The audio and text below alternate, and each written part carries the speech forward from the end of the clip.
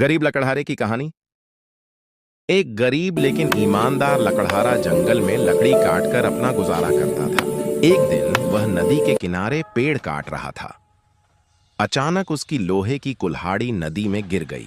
लकड़हारा बहुत दुखी हुआ और नदी किनारे बैठकर रोने लगा।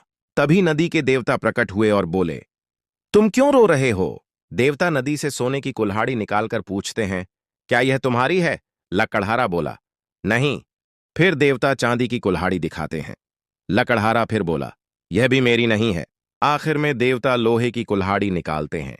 लकड़हारा खुशी से बोला, हाँ, यही मेरी है। लकड़हारे की ईमानदारी से खुश होकर देवता उसे तीनों कुल्हाड़ियां दे देते हैं। शिक्षा, ईमानदारी का फल हमेशा मीठा होता है। कहानी पसंद आई हो तो लाइक सब्सक्राइब करें और अपने बच्चों को सुनाएं।